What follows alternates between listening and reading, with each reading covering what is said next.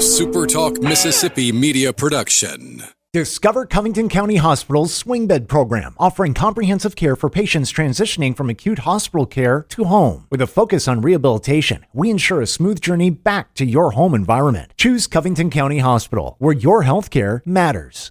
This is Gerard Gibert, and thank you for listening to MidDays here on SuperTalk Mississippi.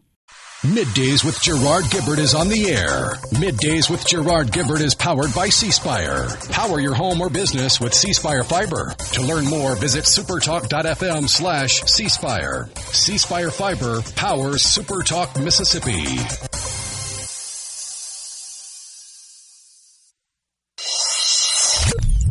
Get ready to go beyond the headlines and join a meaningful conversation with people from around the state. Hello. You're listening to MidDays with Gerard Gibert here on SuperTalk Mississippi.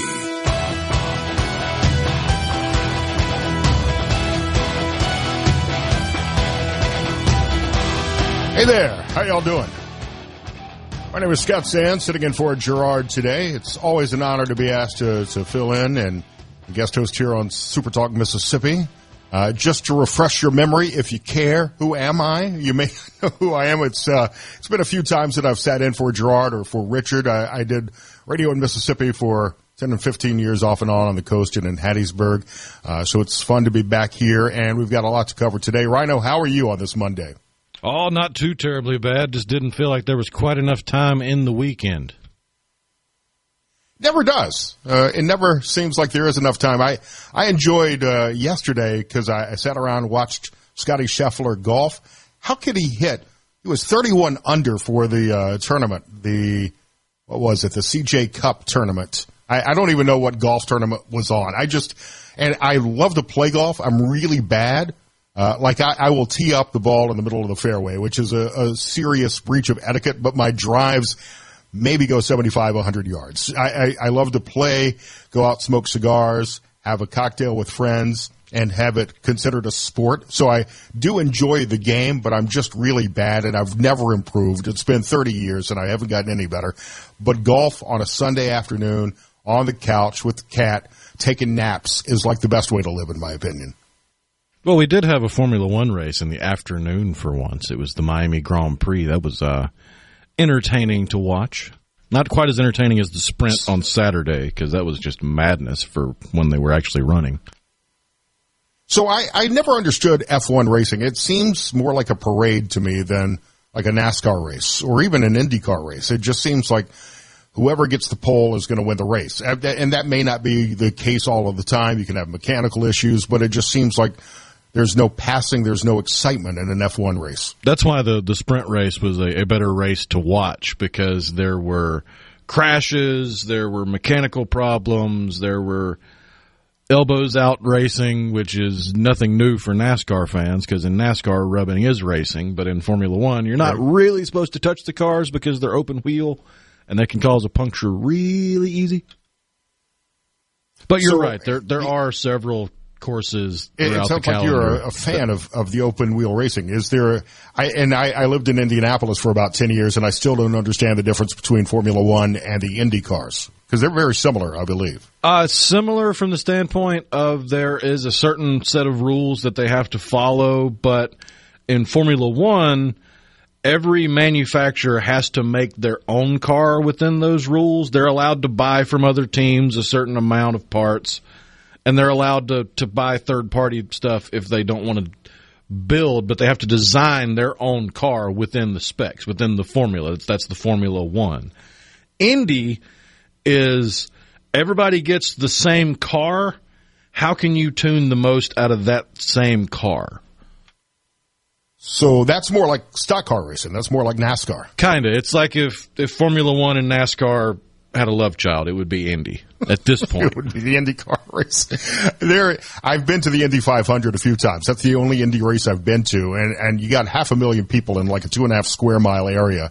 And it's a remarkable experience, and it's fun to watch. I enjoy going to NASCAR races as well, although it's been a while. But it's hard to watch. I'll tune in for the beginning. I catch a caution lap, and the last 5 laps are usually the exciting part of the race. Yeah, it feels like NASCAR has been trying to recapture the excitement and the competition that was available in the 80s and the 90s up to the early 2000s. Building some feuds, kind of like WWE. You want the rivalries to exist a little bit. Oh yeah. You don't see those fights breaking out in the jockeys at the Kentucky Derby, which was also this weekend and has been called the most exciting 2.5 minutes in sports. Did you have any bets? Of course, maybe friendly wagers in Mississippi. Did you have any bets on the Derby? No, I didn't even tune in for it, although I did see the replay, and wow, that was a muddy track.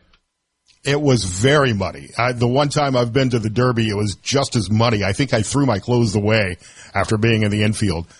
Sovereignty won, beating out Journalism. Baeza came in third, which I think was a last-minute addition. Some weird stats. Like every horse in the Derby this year was somehow a descendant of Secretariat's. And this morning on social media, I saw some of the pictures from Secretariat's Derby race where that horse, where Secretariat won by 31 lengths, just completely outpaced the field. And you win a race like that, and you're going to live a very nice life as a horse. I had a mint julep on Saturday, as is tradition, and made a couple of bets, of course, with sitting around with friends. You do the random name pulled out of a hat for $5 and do football squares with horses based on their gate numbers. Didn't win any of that, but I did place a trifecta box and missed by one. I had Sovereignty and Journalism in the trifecta, but I had Burnham Square instead of Baeza. So that $1 could have won me about 70. Instead, I just threw away another $1. Not really a bad day. It's still fun to watch. It could have been much worse. Not really how I planned to start the show, but getting all of some of the sports stuff out of the way. A lot of baseball action. Bulldogs swept Kentucky. Ole Miss, I think, lost their series to Oklahoma. Southern Miss swept Arkansas State. So good weekend for baseball. There's only a couple of weeks left in the college baseball season, if I'm not mistaken. I don't follow that as closely as I do college basketball and March Madness, or college football and March Madness. This afternoon, today, Stephen McCraney will join us. He's the executive director of the Mississippi Emergency Management Agency. It's Hurricane Preparedness Week. We'll also talk about response from FEMA to the tornadoes a few weeks ago. Sean Tindell will join us next hour from the Department of Public Safety. Real ID is required starting Wednesday. Have you gotten yours yet, Rhino? I think so. I think I got the little star on my ID. I'll have to double check.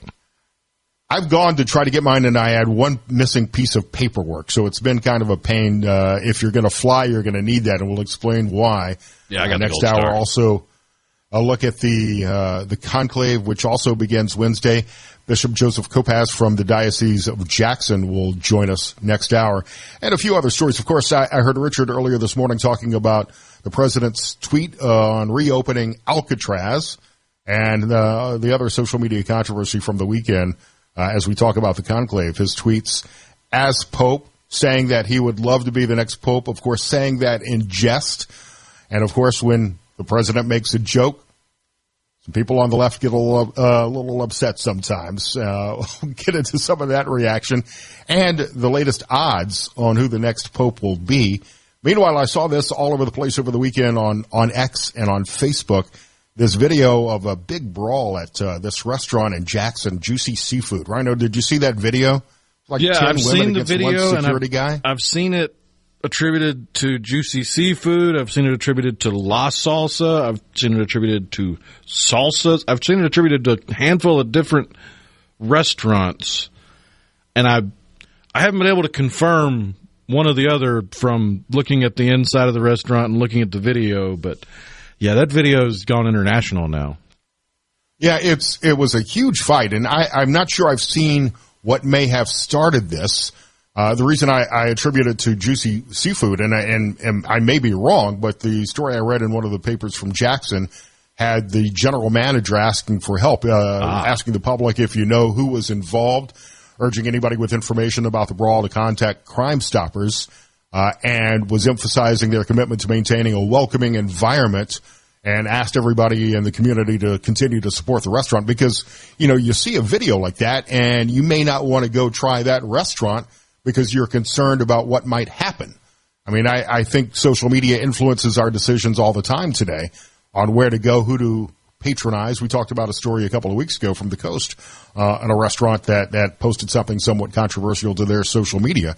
But have you ever run into a situation like this? We see videos a lot of times from places like Chuck E. Cheese or Showbiz Pizza where there seem to be fights. That's a weird place to have fights break out, but that seems to be a popular venue for fights to break out.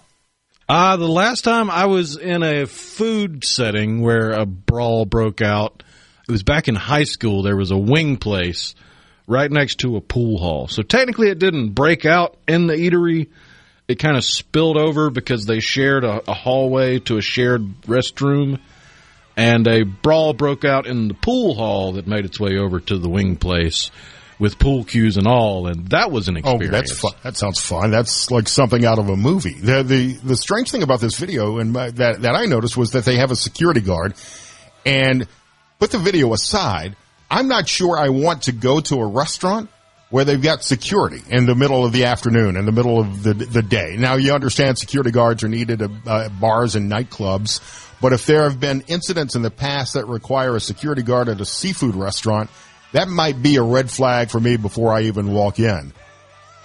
Your thoughts on that? I'd love to see them on the C Spire text line, and we'll look at Hurricane Preparedness Week next. Middays with Gerard. I'm Scott Sands, SuperTalk, Mississippi.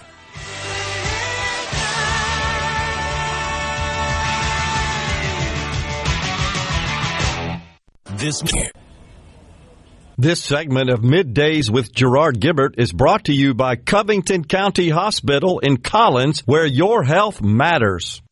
Now back to Middays with Gerard here on SuperTalk, Mississippi.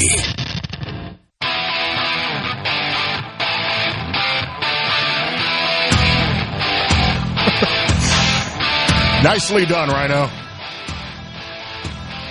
My name is Scott Sands, and for Gerard, Hurricane Preparedness Week underway. Of course, the Scorpions here on Super Talk, Mississippi. Stephen McCraney is joining me. He's Executive Director at Mississippi Emergency Management. It's great to meet you. Thanks for coming on with me today. Can I call you Mac? Everybody seems to call you Mac. Everybody calls me Mac. If you call the office, ask for Stephen. He's not there. So that's the way we rock with that. I was talking to Rhino off air at the beginning of the show, and he told me that there's some possible flood warnings that could be in effect for the next couple of days. State's kind of been reeling from storms for the past couple of months, which, I mean, let's be honest, it's spring in the South. This is going to happen from time to time. Absolutely. How concerned are you about the new storms coming through? You know, we're looking at everybody preps for certain things at certain times of the year, whether it's the end of the SEC going into play. So April and May is our 2 months of spring weather. I mean, that is when the majority of our disasters have occurred. 19 in April and 11 in May, and then as soon as we get out of May, we roll down into August, September, October, and we know what comes at that time of the year, the hurricanes. So we've had a real good results of the Mississippi River. We've been chasing it since April the 2nd. Through the 6th, we had some severe thunderstorms in North Mississippi and Tennessee and everywhere else, and that just kind of filled the funnel and shot that water down the Mississippi River. But right now, the records that we reached, people are very, very well in tuned with it in Warren County, Greenville, Natchez, and we've had some great outcomes from that so far. So we still got some capacity. I don't want to test, and Mother Nature might want to test us, but I don't want to test it. But severe weather, these are the months. Be ready for that transitional type of severe weather that could get you a tornado at almost any moment, severe weather, hail, you name it. And just as we get out of the spring storms, it's hurricane season. And I want to talk about FEMA's response to some of the storms that we've had so far this year. But let's start off with Hurricane Preparedness Week and how this week's priorities may differ from past years and how you prepare the state for the storm season. Yeah, it's we've already started our training. We probably had last year we had 12 training events for just hurricane season, and that is where you pull everything out of your tackle box. When you go fishing, you go, man, I wish I would have checked this before I went out on the boat, because now I don't have that lure that I need. So as we do that, we've already done that with the Mississippi National Guard. My team has traveled to Georgia to Region 4 FEMA. We're doing logistics, make sure we've got all that together, make sure we've got the water, the food, the pumps, anything, sandbags that we might need for this upcoming season.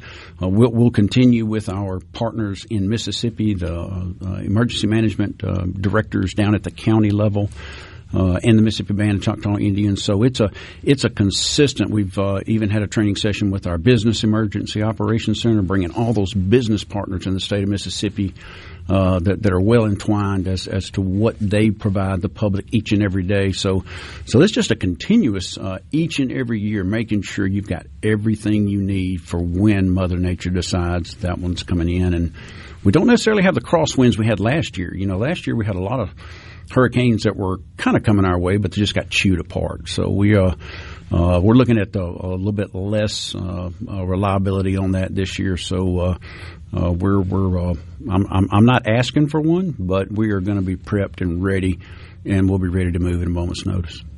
I actually did not look at the predictions for this hurricane season, but they have not been accurate for the last few years. But what are you planning for? What are you possibly expecting this season? They call it 18 possible that'll be out there. 11 will be hurricanes and 5 will be major. But as the past has taught us, one. All it takes is one for it to get inside. And I'm actually going down to the coast here in a few days to at the Ground Zero Museum, and we're going to talk to people in that community to tell them to be ready. And my biggest thing is we've got a lot of new citizens in the state of Mississippi. A lot of them that have moved to the coast, moved to those areas that could be impacted dramatically. And that is the segment of the population I really want to get in touch with. Is one that's never, I don't want to say ride out a hurricane, but you've never been through one. Talk to you, and I get the neighbors, I get the citizens that are there. Talk to the newbies. Talk to the new ones that have moved in, that just love the state of Mississippi and they wanted to move here and stay here. Let them know what that looks like, and also to have a plan for your family. Know where you're going to meet up. Know whose number is going to be the one that kind of takes that tally. Everybody's okay until you can come back into the area, because I remember Katrina, we shut it down for a long time, not letting anybody back into the communities, et cetera. And you've got to have that plan. And if you've got a pet, there are pet shelters out there, because a lot of people stay home because they can't bring their pets to a shelter. Hey, we've got them all over the state now, so make that plan early and get ready to take care of your neighbors, your elderly, your family. If you know those things, 3 things are good, it's going to be a better event. Mac, you talk about the big one. It is 20 years since Katrina. Yes. I was not there for Hurricane Katrina, although I've been back, and you still see the scars left from Katrina on the Gulf Coast, and historic landmarks, places that I loved going to high school on the coast are gone. I did live through and worked through in radio during George's and Elena and a number of other storms that hit the coast. But it seems like the state, and it seems like many people who live along the coast, have taken a different approach to storms, especially since Katrina, because of how massive that storm was. Right. Many of us who normally would have rode it out on the coast, maybe south of the tracks, are now saying, I'm getting going to get out of there. Yeah, it's almost like that pothole you hit in the road. When it's way back there in your rearview mirror, you say you don't think about it as much. But that needs to resonate with everyone on the coast. Remember how tough those times were during Katrina. Don't put yourself in harm's way. Everybody who survived it, hey, we're here to make smart choices. Unfortunately, we have a lot of folks that didn't survive that storm. So make sure you, your family, your pets, everything that you've got. Look at the simple thing is medication. Do you have 7 to 14 days? I mean, we're going to bring in, if necessary, if it is tragic enough, we'll bring in the small pharmacies to be able to try to get you new stuff. But at least have your prescription bottle with you. Be ready to survive. We always say the first 72 is on you. Well, that's kind of good, but Ed, but But the reason that's there is because about the first 24 to 36 hours, first responders, MEMA, and others, we're trying to do life safety. We're trying to respond out there. And there's a point in time, and I remember being a first responder, the worst time of your life is when you get locked down because the winds are too high, almost like electrical crews. You can't get out there and do that thing that you want to do. You've been trained because you might lose that fire truck. You might lose that other emergency response vehicle that you just can't replace. You can't get those things quickly, and life of a first responder. So we're itching to go. We're itching to get out there. But that's the reason we're trying to say that first 72 hours, about half of it's going to be burned up. We're trying to locate folks. We're trying to make those contacts and get them in a safe place. So as you're planning, Mac, what do you recommend for people, especially on the coast, as they're planning how they may evacuate the coast? Do you recommend going inland, which could also be hit pretty hard by storms, as far north as certainly Hattiesburg and Meridian, but all the way up to Jackson and beyond? Absolutely. Hattiesburg's population probably almost triples to quadruples. We send extra law enforcement down there to help in that city, and we're trying to push them further north. One, because the actual internal road system and everything else, when you quadruple that, and then we're actually making a plan with the energy providers, the fuel providers, that if you turn all the lanes north, then we've got to have another route to get down there to try to fuel those fuel stations and everything else. We've practiced this. We've got it on paper. We know what we're going to do. We know the extra time it's going to take the back road, so to speak, to be able to get to those locations. So we would rather people come further north. But then again, we'll actually start advertising that out. I mean, I'm watching these things as soon as something crops up. Maybe it's coming off the coast of Africa. We're watching them right then, and then we're waiting to see if any more dust-ups happen. But we're going to let you know if that thing is pushing across Mississippi and then going to go Louisiana, Texas type. I'm not going to tell you to go that way. I'll tell you east or west. It just depends upon which direction it's going to go. But have a simple plan in place. Here's my destination. This is where I'm going. Get your reservations. If you have pets, you need to come. I mean, we had a couple of years ago, we had, I think, a horse, cow, and a goat at the Trademark up there at the fairground. I'm like, what the heck we do with a goat? Well, the goat was actually goat's going to be fine. The goat was a good animal for the horse that was actually there. They were partners, so they had to go together. That's a Disney movie in the making. Absolutely. Stick around for another second. The advice I take away from this is if you live on the coast, make sure you have friends in like Nashville or Birmingham or Atlanta, somewhere you can go for a few days. Yeah, it's almost like Christmas weekend. Yeah, go stay for 3 days. Emergency management. Let's talk about response and reaction to the tornadoes and maybe get into some insurance considerations as well. Middays with Gerard. I'm Scott Sands on SuperTalk, Mississippi.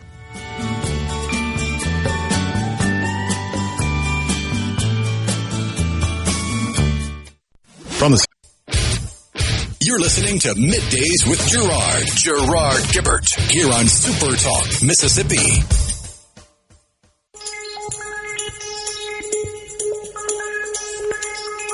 Welcome back, my friends, to the show that never ends. We're so glad you could attend. Come inside, come inside.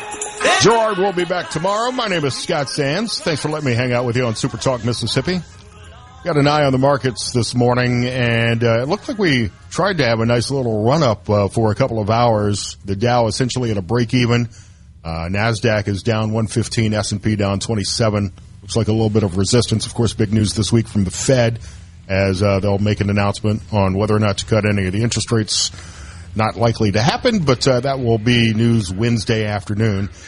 Stephen McCraney, Mac, is joining us from Mississippi's Emergency Management Office. We were talking about Hurricane Preparedness Week, and this question is about hurricanes, but kind of leads into a follow-up on FEMA's response to the tornadoes in Walthall County. Right. I know MEMA is encouraging homeowners to review insurance policies before hurricane season.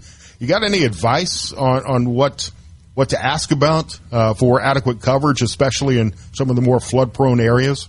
Yeah, you need to definitely have a copy of your policy. If you leave town, take it with you. That gives you the contact numbers to be able to get those individuals out there very quickly. And of course, we'll formulate a team and an area, kind of like we did in past disasters, and we'll create a point where everyone can go to if we get that type of event to the level of a hurricane. So just looking at what we've done though on the coast from Katrina. I mean, if you look at a Cat 1 storm would have shut the coast down for days, weeks, everything else. Now we've after Katrina, it's kind of like a testimony. I mean, we've rebuilt that area where the only cars that you get to see off other news media floating in the bottom of a casino or out of state cars. I mean, we know to park on the second, third, and fourth floor of the facilities down there, that should come with a welcome kit if you're moving to the coast for the first time. If you're coming down there, don't go park in the garage. Park up in the garage, and so it's but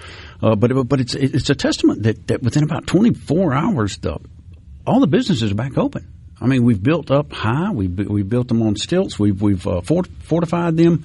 Put a lot of mitigation money into the coast, the roads, and everything else. So it's just a dynamic opportunity to look at what does good look like when you have an opportunity of Katrina, which is so devastating, but to rebuild it back better, build it back, make it more resilient. Whether it's the water system, sewer treatment, electrical, and by getting those businesses to do the same thing to raise up. If you go down there and look at the Shark's Mouth, where you go and get stuff, nothing's on the first floor. It's all on the second floor. And it just makes good sense to do that, to harden those things. So look at that insurance policy. If you pick one out today, you probably know it's about 60 or 90 days away before it's going to be in effect. There's going to be waivers on there. Make sure you read the fine print. Make sure you know what you're insuring, whether it's an out property, a building, what is the contents in that. So just a good full review with your insurance agency to really know, okay, if I lost the grand piano that was passed down through my family for years and years and years, is that covered? And well, probably not. You just need to know the things you need to know, and know what you're getting and what you're looking at coming back to. So how is MEMA collaborating with FEMA and other federal agencies, National Weather Service, to get ready for hurricane season, but also the tornadoes and severe storms that come through the state? Yeah, well, I'll just ring a bell on the insurance department. Mike Cheney, he and I are working together, whether it's the Storm Act that they're rebuilding roofs, trying to tie those things in harder. The insurance company, his office, we're hand in hand, whether it's floodplain, we work together on that. We just got cross-filter through a lot of things, because when disasters happen, a lot of insurance is involved.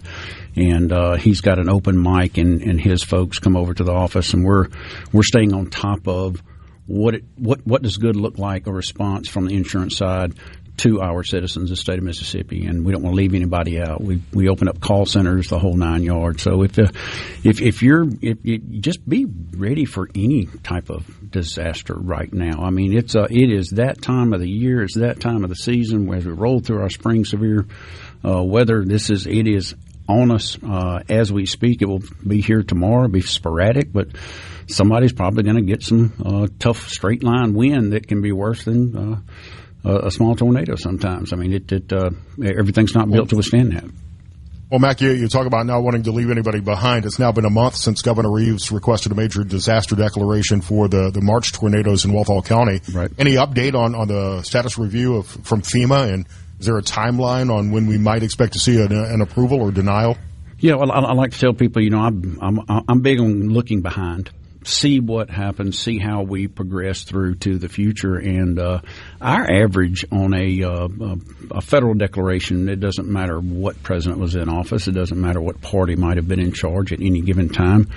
Probably the soonest I've gotten one was 24 days, and the max was about 37 days. And so I'm sitting right in the middle today, about 33 and a half to 34 days. And as we submitted our declaration as the rules and regulations were and are to us out there, the Stafford Act is kind of what guides all of that. How do you apply for assistance? How do you get that assistance, and what does it look like? So our threshold is about 5.6, almost 5.7 million, and I'm 18.5 million in damages. I'm well above it. I mean, I'm 3 times higher than the threshold thereof, and our homes, 763 affected homes, 233 destroyed, 208 major damage. My individual assistance numbers look very good as well, and I hate for them to look that good. I wish I could struggle with it, but this one hit. We did the damage assessments rapidly with the local emergency managers that came and helped the ones that didn't. The ones that didn't get hit, they came and they helped those others to look at every one of those houses. If I say 763, there was an emergency manager from the local level, there was a MEMA person and a FEMA person that went to every one of those residents, and that's how we do it. And then we kind of look at say who's insured and who's not. That comes into play. But we that declaration request on March 14, 15 is a solid major declaration request from the governor of the state of Mississippi to the president of the United States. And I'm looking forward to the phone call any minute. If my watch goes off, we might time out for just a second. So I'm waiting for the phone call any minute for someone to tell me I've got that declaration. I'll be surprised. But so many people, Mac, are getting frustrated at this point after more than a month has passed. Absolutely. Ben in Tylertown wants to know if there's an estimate on when all the debris will even be removed. Yeah, that's about $4.9 million worth of debris. And as soon as we can, as soon as we get a declaration, that cost will be covered. And at the local level, we'll be able to get that moving and started. And, in the meantime, we do have our volunteer groups. I can't ring the bell for them enough to volunteer. I was actually about to ask about that because we're hearing great stories of the volunteers, the churches, the nonprofits. 8 Days of Hope, I saw a story about. Is that part of the plan now with MEMA to bridge the gap until federal aid is approved? That has always been in our plan before, during, and after any storm, any type of disaster. We work with volunteer organizations after disasters, the Southern Baptist. They do a great job of cleaning up personal property, kind of getting that stuff to the edge of the road, and that's where we tell them to take it. And Cajun Navy came up and did some great things this year. They're awesome. So you've got to leverage those groups because, I always say government is probably the fastest snail in the race. But that doesn't mean the snail wins the race, but the snail will be there for a long time. And so we work with those volunteer organizations. We have a joint training together. We have conferences together to who can come in at what time. So we can actually, not everybody the first week, because then 3 weeks later you're still going to need some assistance. But then we're bringing the housing groups and others and just leveraging at the local level as well. I tell people if you have an unmet need, call that local emergency management office in that county. If they don't have the volunteer group or whatever that can fill that void, then they're going to forward it up to me. We're on the same system where they put in a request, it goes straight in their office, somebody's looking at it right then. So, Mac, I don't necessarily want to drag you into a political conversation here, but there's been conversations at a federal level about eliminating FEMA. Would you be able to respond faster if you didn't have that federal layer of bureaucracy, if the money was already in the state for you to disperse directly without having to go through the federal channels? Would MEMA do a better job of handling these crises? That's a great question. I'm waiting on a federal declaration, but I'm also coordinating the response on a daily basis, anything that there is a need for. Now, how this thing is going to look on the backside, who knows? I mean, the great thing about what happened to us during Katrina is the state government, governor, lieutenant governor, those times, they created a disaster trust fund that allowed us the mechanism to respond and go, and they can put more money into it. I can go into like COVID. We were very responsive during it, so I don't get a blank check, but I do need to know that we can run the lane. And I think in the future, whatever decision's made, we're going to come back to the state. I'll advise the governor, and we need to have a session to talk about maybe a heavily state-run program. We got to know what the rules are. Right now, the rules say I'm qualified for a federal declaration, and I'm waiting to receive it. Mac, thanks for coming in. It's so nice to meet you. Awesome. Stephen McCraney, Mississippi Emergency Management. Follow them on all of the social medias and stay informed as we get ready for hurricane season in Mississippi. Scott Sands in for Gerard Gibert on SuperTalk Mississippi.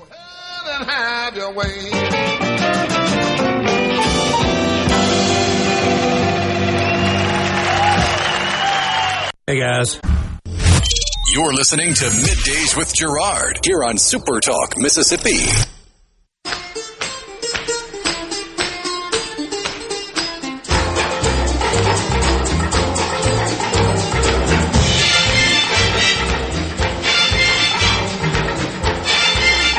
Hey there. Scott Sands in for Gerard. Middays with Gerard, and the C Spire text line is open, 601-879-4395. We'll tell you all about this Real ID that goes into effect starting Wednesday across the country. Sean Tindell will join us next hour. Also, Bishop Kopacz from the Diocese of Jackson with what to expect when the next papal conclave begins. Rhino, do you know the bishop by any chance? Have you met the bishop? Only in passing. So, does he have a sense of humor? He seems to, yeah. So, Bishop Thomas, where I've been living, is a friend of mine, and every time he's been on my radio show here, I like to play a game with him called Heavy Metal Lyric or Bible Verse. Should I pull that out if time permits with the bishop, or should I let that one lie? I don't know. Could be entertaining. You get the concept of it, right? There are a lot of heavy metal bands that have some pretty intense lyrics, and let's be honest, the Bible has some pretty intense verses as well. So if I were to tell you, and I don't know if you're a heavy metal fan or if you're familiar with the Bible, Rhino, but if I were to say, if I whet my glittering sword and my hand take hold on judgment, I will render vengeance to my enemies and will reward them that hate me. Would you say that's a heavy metal lyric or a Bible verse?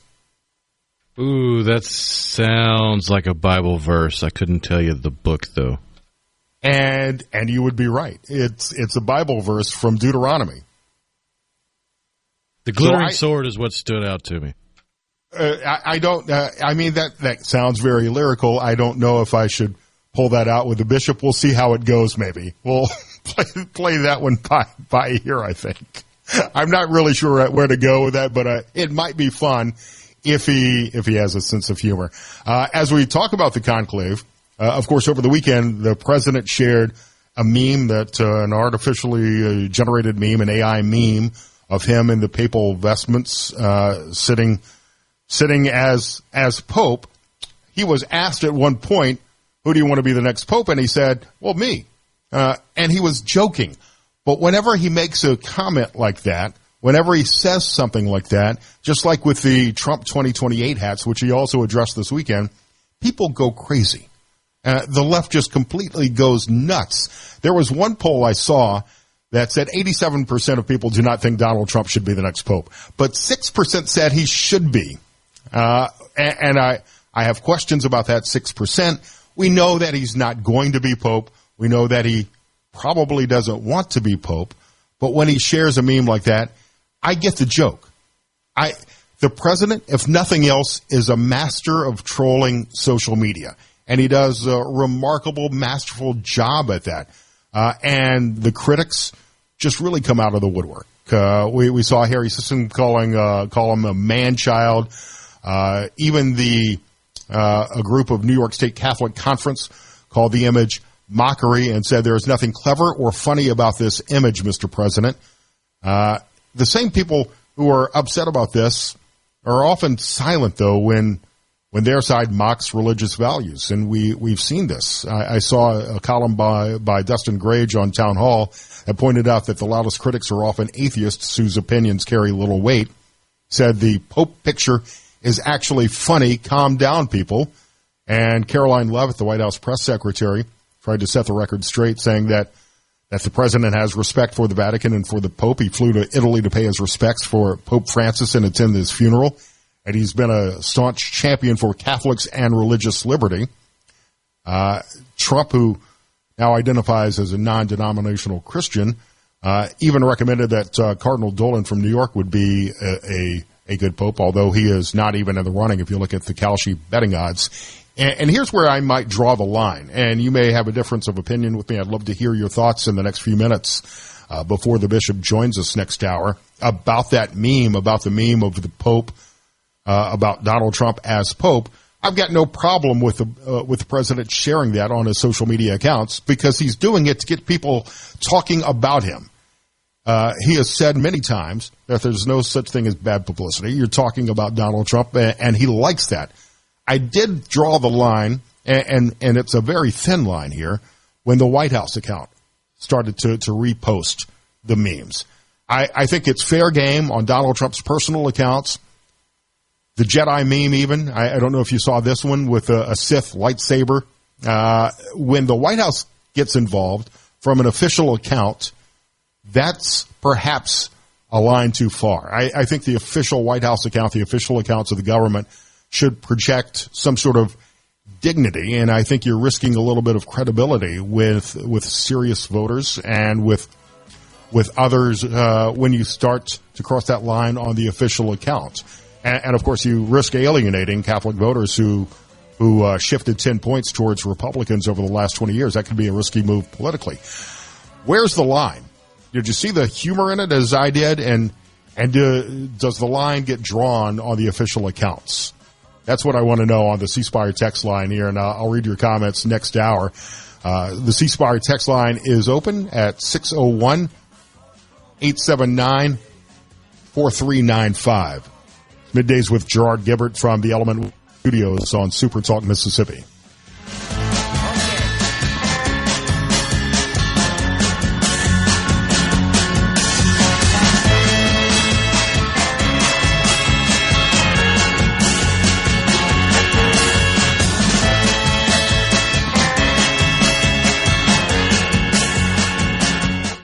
Of Middays with Gerard Gibert is brought to you by the Mississippi Business Journal. Visit msbusinessjournal.com. Scott Coopwood, publisher and president. And now, another hour of the talk that keeps Mississippi talking.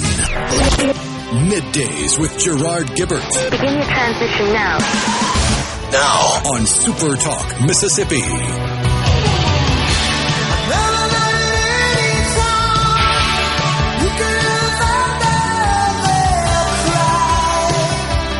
I think I need Rhino to put together a new playlist for me. Good stuff. Middays with Gerard Gibert. I'm Scott Sands from the Element Wealth Studios. Sean Tindell is joining us, Commissioner for the Mississippi Department of Public Safety. Sean, it's nice to meet you. Thanks for coming in today. Glad to be here, Scott. So I got questions about Real ID, and I know this is something that we've been working on for, 7 years now? Yeah. And I'm ashamed to admit that I still don't have my Real ID. I went to get one. Last time my driver's license was up for renewal, and I forgot one piece of paperwork, so I just said, okay, I'll come back another time. And that was 4 or 5 years ago. So I've got to get this done. I know. Why do I need this? What's the difference in Real ID and a normal driver's license? Well, Real ID was an initiative put out after 9/11 when there was a big push to make sure that all the states were compliant in using basically your driver's license as a form of identification, so that basically we know you are who you say you are, and try to stop folks coming across the border and stealing identification, and particularly terrorists, and using somebody's identification as a way of getting in this country and stealing, whether it's their finances or getting into places that they shouldn't be. So they instituted the Real ID program, and Mississippi was on the forefront of that. We were one of the first states to jump on getting with the compliance side of it, and really we've done a really good job. I know it's been 7 years, but we're about 98% compliant. So you're in that very small minority that has not gotten their Real ID yet here in Mississippi. But I can tell you, I've got friends over in Alabama and other states, and it is a mad rush to try to get that Real ID done over there. And to the point that I was talking to somebody over there, and they have appointments 2 months out. And you can't get in. You can't even go to a driver service station in Alabama and actually print it. They do a central print. So even if you show up there, you got to wait 2 to 3 weeks to get your driver's license. Of course, in Mississippi, if you make an appointment, you can come in, get that Real ID, or you can renew it online and we'll mail it to you. if you can get us the documentation that's needed. But the goal there, again, is to make sure that people are who they say they are when they're flying, when they're doing transactions through the banks and other things, that this is a secure form of identification. And glad to see Mississippi. We get a lot of bad raps on different things, but 98% compliance is a really, really good number to have. And then again, driver services, you look back 5 years ago, 3-hour wait times down to 15 to 20 minutes right now. If you make an appointment, it's even less. So our folks at the Driver Service Bureau have done just a tremendous job on turning that whole program around. And we have hiccups from time to time. Just a few months ago, we had a software glitch that created a major backlog for us that we had to work through over the next several months. But we're back on track now. Yeah, so with a 98% compliance rate, that's very impressive. So there aren't many people left in the state who don't have a real ID. What's the difference in the required documents? Because if I remember when I went in a few years ago, I may have been missing either my Social Security card or my birth certificate and had to request it. I may have to request it again. I know that I did. Now it's been 4 years and I'm not sure where I put it then. It should be in a safe. I realize I'm breaking all the rules on identification, I'm sure. But there are stricter document requirements, and you've got to bring in like 6 or 7 different things, if I remember correctly. I don't think it's quite that many. Really, you got to bring in 2 different forms of identification. So a Social Security card and birth certificate will be fine. It might be that you have a passport, other forms of identification that we can use. So most people, it's their Social Security card and their birth certificate, and bring that on in. Some people, you might not have a real ID, but you might have already submitted that information to us. So we might already have it on file. We just need to update your driver's license. There are some different scenarios depending on when the last time you actually renewed your driver's license and when you got your driver's license. Might depend on those 2 factors on what type of information that you need to bring in. I got my license back in 1987, so I'm revealing my age a little bit there. 87, 88, I think. So, I doubt they had my birth certificate and Social Security card from that time. So I had to bring in a little bit more information. I got mine in 85 or 86, and I got my fake ID in 83 or 84, but you don't need to know that. Easy. I think the statute of limitations has passed on that, Sean. So why is it, what additional measures, and this is a great question from Mike in Madison, what additional safety measures does the Real ID provide if you're traveling? How is it different than a normal identification that already required documentation and proof of ID to get your driver's license? Well, and that's it. I mean, you're also, I think we've done a pretty good job in Mississippi for a while getting that type of documentation, but every state had different processes and different information that was required. And look, we get pushes every now and then. What about homeless people when they need to get a driver's license? They don't have copies of their birth certificate. They don't have copies of their Social Security cards. And, it's kind of hard to tell people no sometimes. But other states would go ahead and say yes. And so it was relatively easy to go in and get a driver's license. Oh, you say you're Billy Bob, then Billy Bob, here's your driver's license. And so it really wasn't a very secure form of ID depending on what state you were in. And so the goal is to create a standard across all 50 states where, again, people are who they say they are when they get those driver's licenses. And I think we've done a pretty good job in Mississippi for a long time with that. Other states, not so much. So it was a little bit easier to get a state-issued ID that might have the wrong credentials on it. And so when that happens, there's a whole host of issues, whether it's identity theft, whether it's somebody getting on a plane like a terrorist and you don't know who's actually flying on that plane. And so the goal is to create a standard across all 50 states where those driver's licenses are a secure form of ID, one in which, again, the people are who they say they are and we know who we're dealing with. So most of the IDs that have been issued in recent years have been Real ID, I've got to assume. I mean, if you were missing one form of document, as I was, then maybe you just got a regular driver's license. But several people want to know how you can tell if you've got a Real ID. It's a gold star on the driver's license, That's correct? It. Very simple. So if you look on your driver's license and it's got that gold star in the top right corner, you're going to be able to fly. You're going to be able to get on a plane and go wherever you need to. If you don't have that and you are traveling, you've got a passport, you can still bring your passport and you'll be fine. But if you don't have that on your driver's license, I highly encourage you to come in, find out what kind of documentation you're going to need and bring it. bring those forms of ID, Social Security card, birth certificate, and let's update it in our system and get that gold star on your driver's license so you can travel wherever you need to. If you're not flying on a plane, it doesn't really matter. I mean, you can get by without it. But if you're planning on doing any sort of traveling, you need to go ahead and do it. And even some of the banks now are starting to require that real ID. So it's a good idea to go ahead and come and get it, but you don't have to. It's still a valid driver's license, but that gold star is going to let everybody know that is a real ID and it's confirmed identity. And it will be required to fly domestically. If you're going to drive across to Canada or Mexico, I believe you also need the real ID. It can't be forged. Canada, it's not anything that would be easy to forge.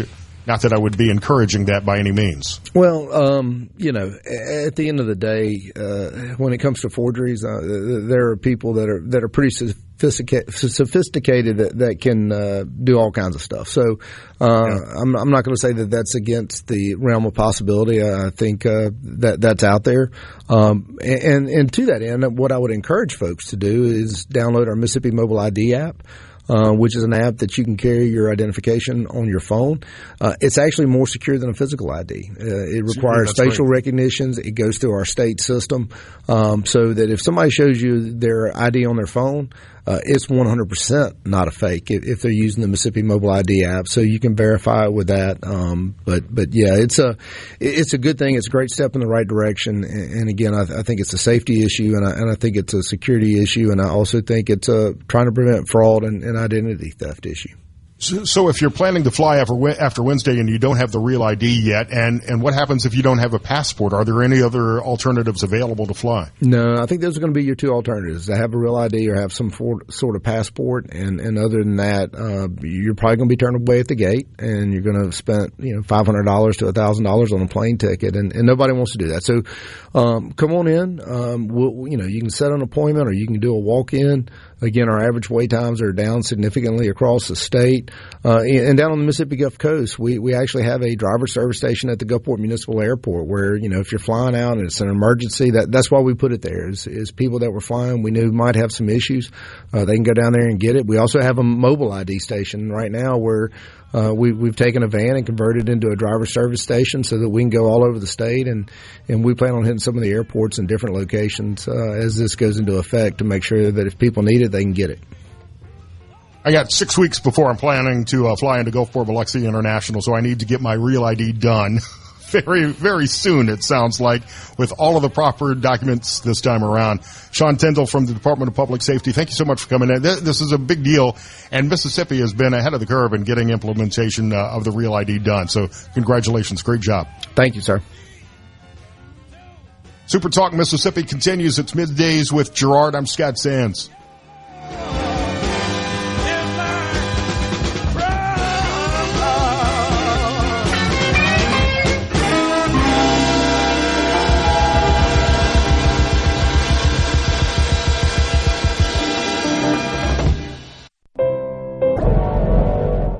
With Gerard Gibert. Let's do this. On SuperTalk Mississippi. Let's go.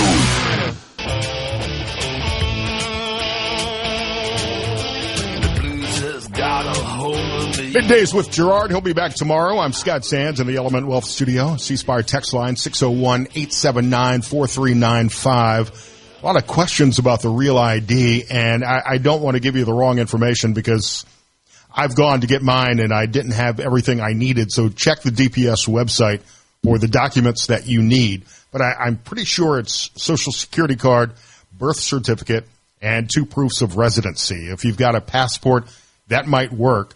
It will work. A passport will be accepted if you're trying to fly and don't have a real ID yet. My problem is, Rhino, I'm more than 50 years old. I've still got my original Social Security card, and I wasn't sure where it is. They give it to you on like the thinnest piece of paper when you're born and expect you to hold on to that for the rest of your life. And I realize I should have a nice, secure safe or a lockbox somewhere where I keep important documents like that, but I'm failing as an adult, and I did not do that. But I did finally find my original Social Security card. So I've got that and the birth certificate. My driver's license is up in June with my birthday, so I've got it timed properly. it just sounds like I should probably go in early to get that done, especially if in some states there are wait times, like you mentioned with Alabama. But it seems like Mississippi has done a really good job. Also, what's fun, do you have your original Social Security card that you were issued as a baby? I do, but I fear it was likely considered null and void by the federal government because it has explicit instructions on there not to laminate it. That's right. Yes, they give it to you on the thinnest piece of paper and tell you not to do anything to laminate or protect that thin, fragile piece of paper. Mine must not have been from when I was a baby, maybe when I first started to work, because I signed it. And to look at the difference in my signature over the years is, I find, humorous, because I had apparently really nice penmanship at one point in my life that has since gone away. But maybe that should be something much easier to replace as well. I know I had to call Mobile Infirmary to get my birth certificate. I had lost my birth certificate years ago, and to get a copy of that, it was a relatively easy process. But you have to prove who you are and why you need your birth certificate to get that replaced. Whatever hospital. It wasn't Mobile Infirmary, one of the hospitals in Mobile, whatever the Catholic hospital is in Mobile. I had to do that a few years ago. And now, as I'm sitting here thinking, I've got to get the real ID, I've got to find that again. And some people on the C-Spire text line are carrying around their Social Security card in their wallet, which I would not do. Everything that I've put in my wallet ever has been torn up or lost or misplaced. So that's for me, that's not the safest place to keep it, in my opinion. Again, it sounds like Mississippi has done a pretty good job of implementing the Real ID, with less than 2% who haven't switched over to this yet. But if you're going to fly, you're planning to drive into Mexico or Canada and don't have a passport, you will need a Real ID starting on Wednesday. Also starting Wednesday is the conclave. We'll talk to the bishop from Jackson about what to expect and how this process is going to work. Something that I'll be watching because I'm kind of a nerd, and this is really kind of a historic event, that this will only be the third or fourth papal conclave of my lifetime. Over the weekend, and I heard Richard talking about it this morning, President Trump unveiled a plan to reopen Alcatraz, the San Francisco prison that at one point held America's most dangerous criminals. On a post on Truth Social, he declared that the revitalized facility will house the nation's most violent offenders, restoring a sense of security for law-abiding Americans. He said, far too long, America has been plagued by vicious, violent, and repeat criminal offenders, the dregs of society who will never contribute anything other than misery and suffering. So he directed the Bureau of Prisons, the DOJ, FBI, and Homeland Security to rebuild and expand Alcatraz, equipping it to detain the worst of the worst. It's been closed now since 1963. They had actually planned to close Alcatraz even before Frank Morris and the Anglin brothers escaped. And by the way, I was bored last night going to bed, so I watched Escape from Alcatraz on Netflix. Have you seen that movie? It's the one with Clint Eastwood? Film. Yeah, that's the one with Clint Eastwood. Yeah. It's been years, but I remember watching it on Turner Classic or AMC or something like that at one point. I don't know that there's any way that Morris and the Anglin brothers could have escaped successfully. I believe they got beyond the prison walls. They may have gotten into the channel, but that swim in those cold, shark-infested waters, it's I think at least a 2 or 3 mile swim through pretty heavy currents. Even with the raft that they reportedly had made, I don't see how they made the escape successfully. Maybe I'm wrong about this. I mean, it's been a legend. I have seen some of the shows on the History Channel about whether or not they made it. I don't see how they could. I put at least a little bit of credence into the scientific method of the Mythbusters because right, the Mythbusters. You're right. The Mythbusters did it. Yes, they did it, and it's not like they're superhumans. So and they admit that when they do feats of strength and stuff, they're like, we're just average Joes trying this out, and they managed to pull it off. Although they do have a long storied career in prop making and manufacturing that. Right.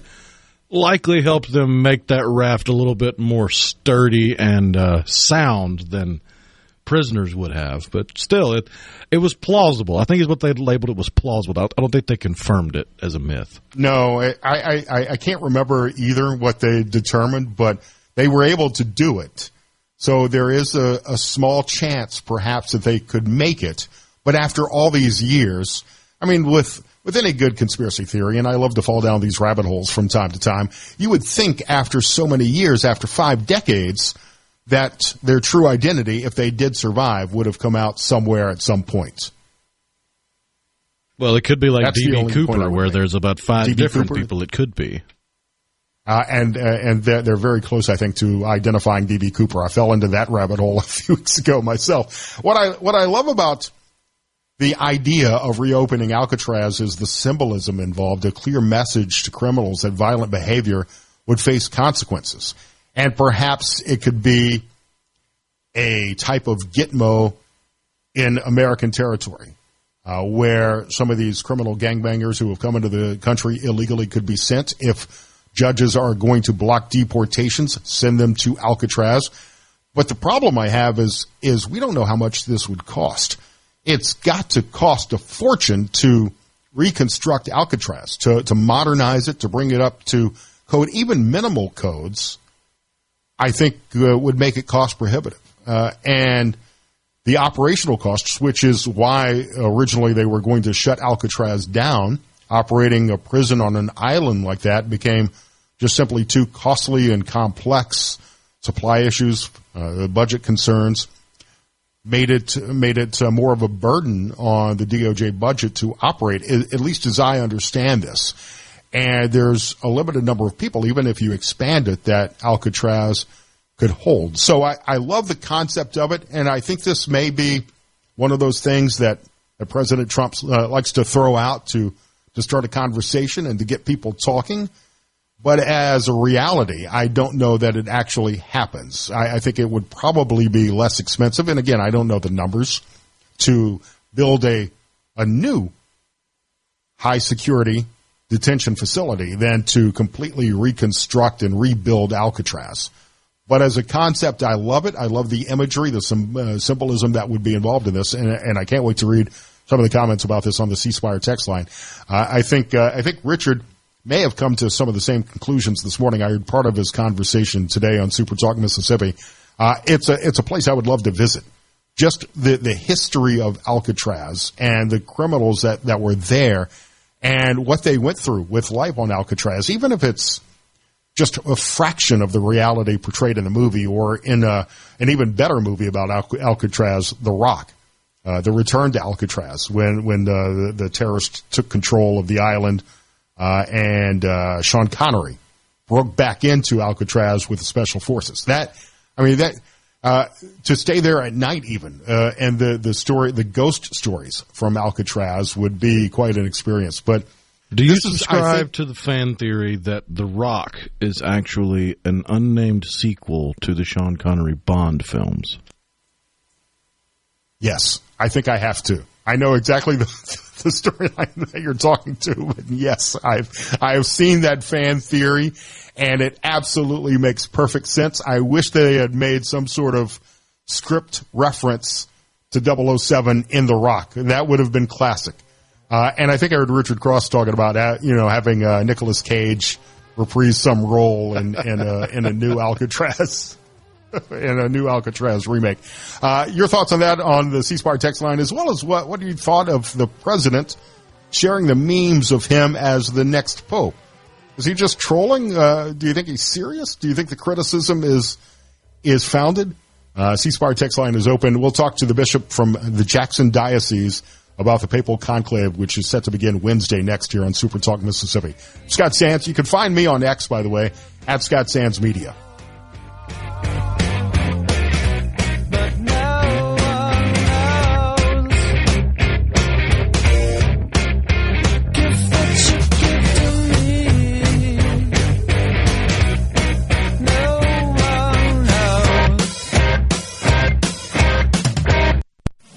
Bring it on! Middays with Gerard Gibert. It is on! On SuperTalk Mississippi.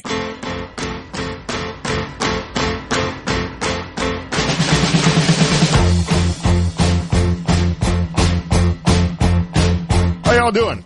Great to be here. Thank you so much for inviting me to sit in for Gerard Gibert today. Middays with Gerard from the Element Wealth Studios. My name is Scott Sands. Bishop Joseph Kopacz from the Diocese of Jackson is joining me now. The conclave set to begin Wednesday. Bishop, thank you for your time. Thanks for coming on. Even though I'm a lapsed Catholic, I admit every time I talk to Bishop Thomas here in the diocese I'm in, I always feel the need to say, forgive me, Father. It's been a long time since my last confession. Well, in the blink of an eye, God could take care of that from eternity, so no problem. I feel like if you have me read a few rosaries, say a few rosaries, that I'll be good to go at the end of the day. It's a good start. I was educated by the Jesuits at Spring Hill College in Mobile, so I'm going to rely upon that education to talk with you about the conclave set to begin Wednesday. This is really an historic event, even if you're not Catholic. This is a fascinating process to watch. This will be, I think, the fourth or fifth conclave of my lifetime, although I only remember the last couple. Let's just start by explaining what's about to take place at the Vatican. You're right. It's an historic moment, and it captures the imagination of people who aren't Catholic and Catholics. But it is at the center of the news, certainly these days. And the conclave gathers all of the cardinals from around the world, and there are 130 who are eligible to vote in this conclave. There are those older than 80, but they cannot vote. So they come from around the world, and it's an amazing gathering because some have been cardinals for a long time, others just recently. There are blocks of cardinals who know one another, but there are those who have never met each other. And they come together and settle into what will begin on Wednesday formally, but they have been in Rome since the Pope's funeral. So they've had a chance probably to get acquainted or to, be with friends they've known for years. And to begin those conversations and the prayer together and get themselves ready, for the big gathering. It's like the Super Bowl. So since they began to gather, since they met for the funeral, has there been politicking going on behind the scenes? Is it like the movie Conclave, if you've seen that? Well, there's got to be an element of that, but I would think that a lot of it, again, is just the conversations that take place. Some have maybe been in school with each other 40 years ago, 50 years ago. So having a chance to really catch up and,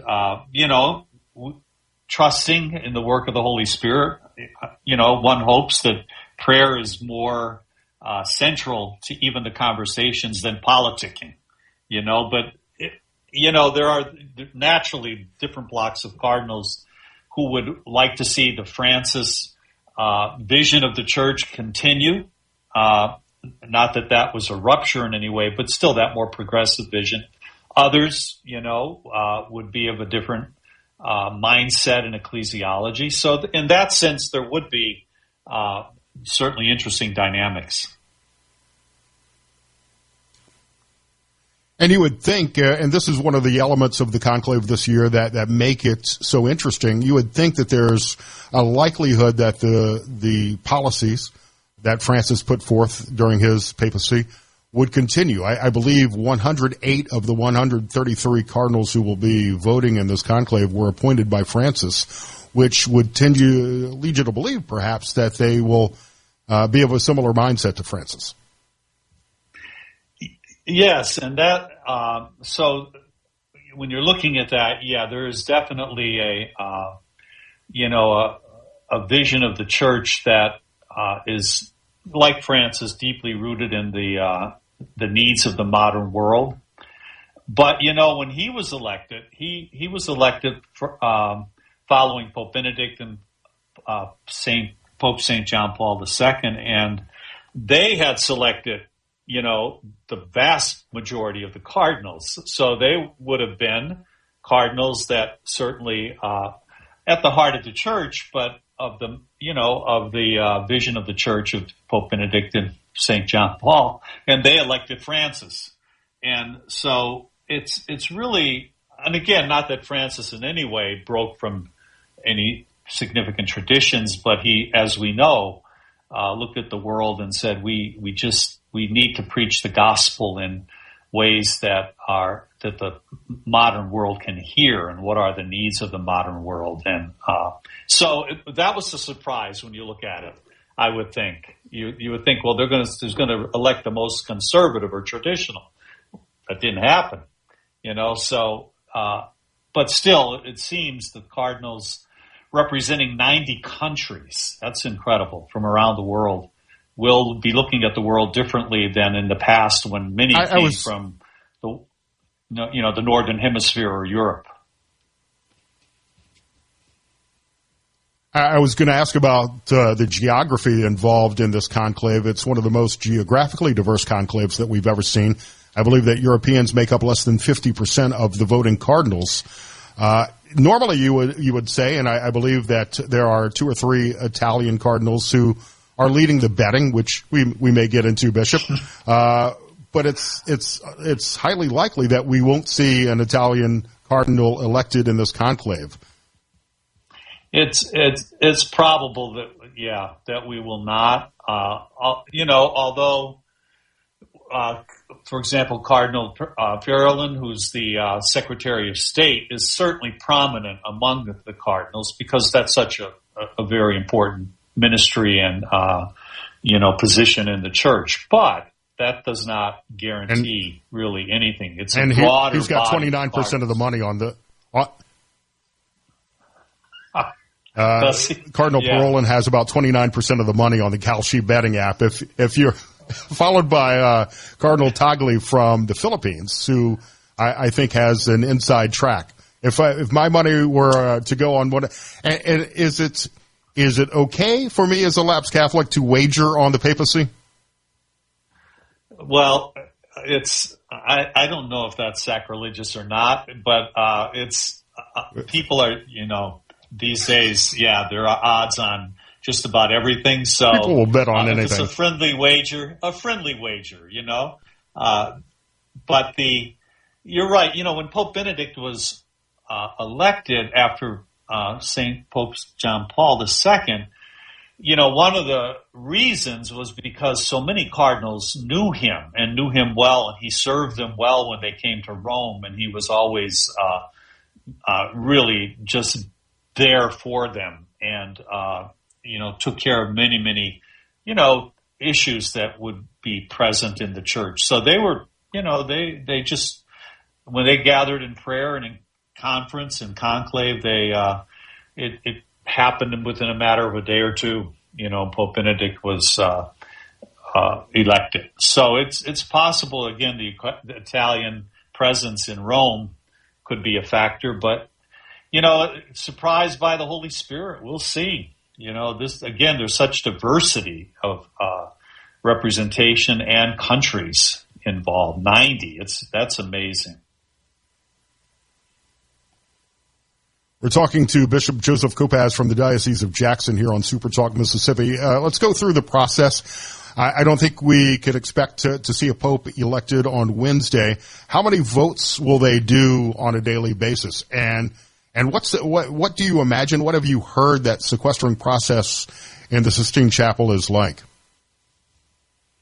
It's in the last century, especially. It's consistent. The Sistine Chapel is visited by countless people throughout the year, day in and day out, and so at a certain point, it's decided at that point the chapel is to be vacated. So the people leave, and I believe that's the day before, and then the cardinals gather, and in conclave, various cardinals could be asked to speak for 5 minutes or so, and not everyone will take that opportunity, but there will be a number of them who do, so they get to pray together, to listen to a particular Cardinal's vision, of the church, where we need to continue to go. So that gives Cardinals a chance to settle in together. And then they vote one at a time. They come up and place their ballot in the urn. And there are 3 who are there to make sure, it's properly placed and then count it. And a 2/3 majority is needed. So likely not on the first day, but there are 2 votes, likely, again, because you're there for 8 hours, say. So that allows time for 2 votes. But typically it could well happen the second or third day, because now you're honing down to a few Cardinals who are gathering more and more votes.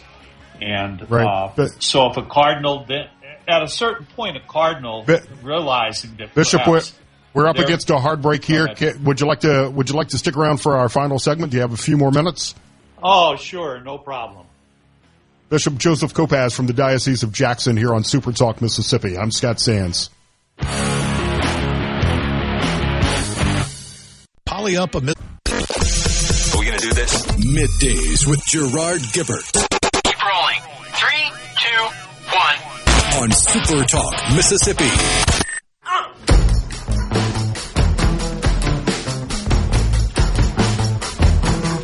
The eyes of the world will be on the Vatican starting Wednesday as the conclave convenes to elect a new pope to replace Pope Francis. Bishop Joseph Kopacz from the Diocese of Jackson is joining us now on SuperTalk Mississippi. It's Middays with Gerard. He'll be back tomorrow. My name is Scott Sands.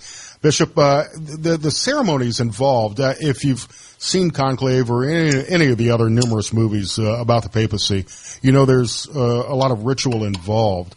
What is the purpose of the solemnity of these kind of ceremonies? They are so rich in tradition, and they're maintained. Pope Francis changed a few. Even the sacred robes that he wore, he simplified when he came out to be presented to the world as the next pope. So although they're not, they are traditional and they can be changed, a lot of them are maintained. Like this conclave is 800 years old. This format. So I think that's fascinating to many in the world, how that kind of tradition can keep going forward, even in light of all the changes in our modern world. So when the Pope is selected, naturally the white smoke, the bells will sound. He'll be introduced. He'll have selected his name, which is very significant. Pope Francis chose Francis as following St. Francis. So all of those parts of it rich in symbolism and ritual. So as of today, the leading candidates on some of the wagering apps would be Cardinal Parolin of Italy. Turkson of Ghana is getting more money on him. Cardinal Tagle from the Philippines and Pizzaballa from Italy. Also Cardinal Zuppi from Italy. Those are the top 5 or 6 cardinals in the running. It's interesting when you look at the makeup of the College of Cardinals, because there is a conservative lean to the cardinals, but as I was mentioning earlier, more than 100 of them were appointed by Francis to the current position. So that will be the interesting political aspect of this to watch as the conclave begins.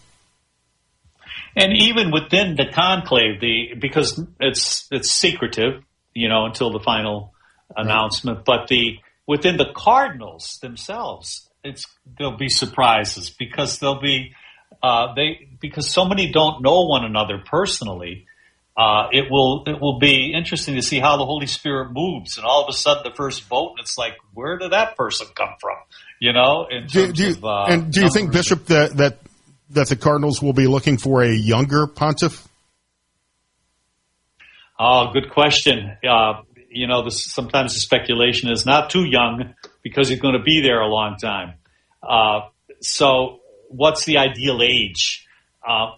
For example, the Cardinal of Mongolia is in his 40s. I don't think he's going to be the next pope. But I think just by the the age of most of the cardinals is going to be someone in their 60s. Pope Francis was 74 or 5. Probably younger than that, maybe in the mid to late 60s.